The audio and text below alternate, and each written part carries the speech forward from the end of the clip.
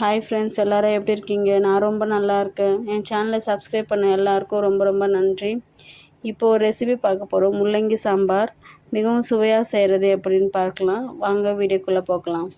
இந்த முள்ளங்கி சாம்பார் செய்கிறதுக்கு தேவையான பொருட்கள் என்னென்னு பார்த்தலாம் வாங்க.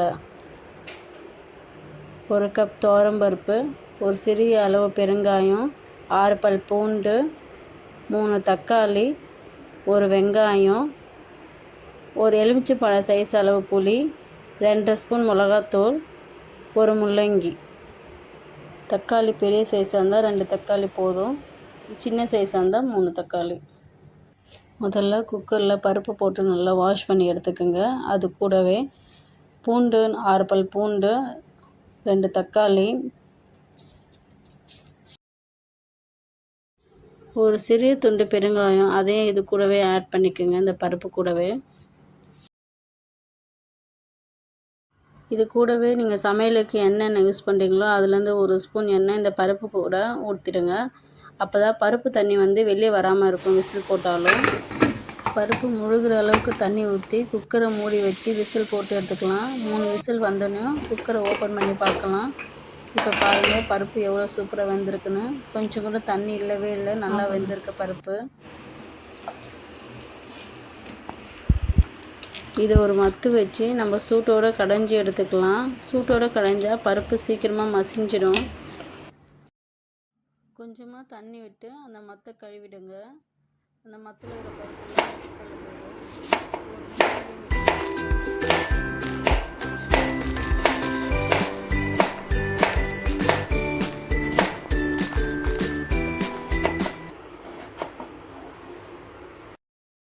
ஒரு வெங்காயத்தை எடுத்து அதையும் நீல வாக்கில் கட் பண்ணி எடுத்துக்கோங்க.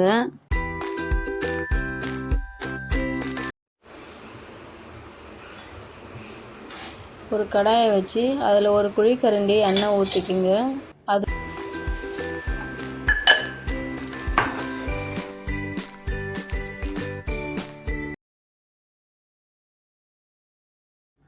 கடுகு நல்லா பொரிஞ்சதுக்கப்புறம் நம்ம கட் பண்ணி வச்ச ஆனியனை இது கூட ஆட் பண்ணிக்கலாம்.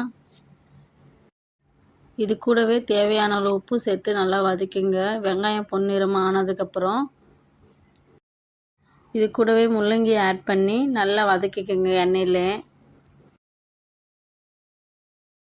முள்ளங்கி நல்லா வதங்கினதுக்கப்புறம் இது கூடவே 2.5 ஸ்பூன் மிளகாத்தூள் ஆட் பண்ணி நல்லா ஃப்ரை பண்ணி எடுத்துக்கோங்க. இது கூடவே 2 டம்ளர் தண்ணி ஊற்றி மிளகாத்தூள் பச்சை வாசனை போகிற அளவுக்கு நல்லா 3 நிமிஷம் கொதிக்க விடுங்க. மூடி போட்டு கொதிக்க விடுங்க.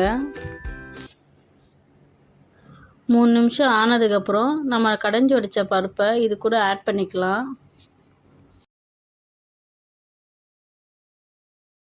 இது கூடவே நம்ம கரைச்சி வச்ச புளியும் இது கூடவே சேர்த்துக்கலாம். புளியை வடிகட்டி சேர்த்துக்குங்க, அதில் திப்பிலாம் இருக்கும்.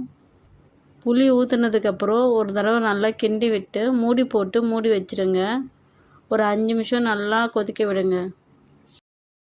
5 நிமிஷம் கழித்து ஓப்பன் பண்ணி பார்த்தீங்கன்னா சுவையான முள்ளங்கி சாம்பார் ரெடி. இதுக்கு மேலே நீங்கள் கொத்தமல்லி தழை தூவி இறக்கி பரிமாறலாம்.